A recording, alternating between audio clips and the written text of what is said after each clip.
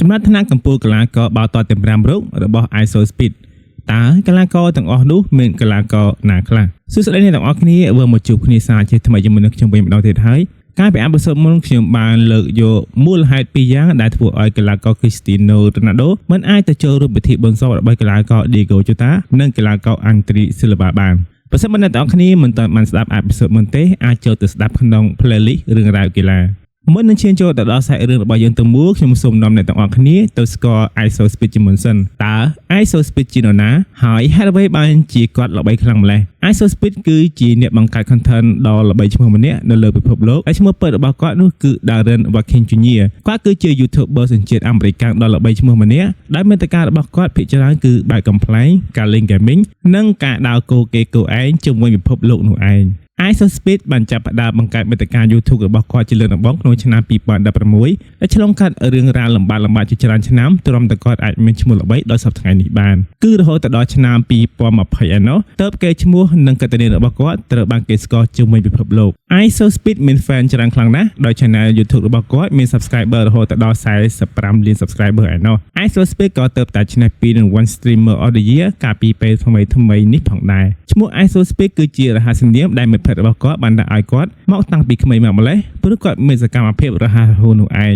Darren Watkins Jr. គឺជាអ្នកផលិតមាតិកាម្នាក់ដែលមានពហុជំនាញច្រើនយកទៅមែនទែនដូចជាការនិពន្ធបទចម្រៀងការលេងបាល់បោះការរត់ប្រណាំងការរឡាតការលេងបាល់ទាត់ជាពិសេសគឺគាត់ពូកែលេងហ្គេមនិងចូលចិត្តធ្វើអ្វីបែបកំ pl ែងធ្វើឲ្យយើងនឹកស្មានមកដល់ ISO Speed ក៏ជាអ្នកគ្រប់គ្រងកីឡាបាល់ទាត់ផងដែរហើយគាត់គឺជាអ្នកគ្រប់គ្រងរបស់កីឡាករ Cristiano Ronaldo ដ៏ងប់ងល់ម្នាក់ខាងក្រោមនេះគឺជាចំណាត់ថ្នាក់កម្ពុជាកីឡាករទាំង5រូបដែល ISO Speed ចាត់ទុកថាជាកីឡាករដែលល្អបំផុតក្នុងវិស័យបាល់ទាត់ចំណាត់ថ្នាក់ទី1គឺបានទៅលើខ្សែប្រយុទ្ធសញ្ជាតិប៉ូទុយហ្គាល់ Cristiano Ronaldo ISO Speed គឺជាអ្នកគ្រប់គ្រងដ៏ធំនិងលេចធ្លោរបស់កីឡាករ Cristiano Ronaldo ហើយជារឿយៗគឺគាត់តែងតែចូលចិត្តធ្វើត្រាប់តាម style Zoo របស់ Ronaldo យ៉ាងខ្លាំងចំណាត់ថ្នាក់ទី2គឺបានទៅលើកីឡាករ Neymar ISO Speed ធ្លាប់សហការជាមួយនឹងតារាស្នើមសញ្ជាតិប្រេស៊ីលរូបនេះច្រើនដងមកហើយអ្នកទាំងពីរបានរាប់នឹងផ្សាយផ្ទាល់ជាមួយគ្នានៅឯប្រទេសជប៉ុនដែល ISO Speed បានបង្ហាញការកោតសរសើរយ៉ាងខ្លាំងចំពោះជំនាញរបស់កីឡាករ Neymar ចំណាត់ថ្នាក់ទី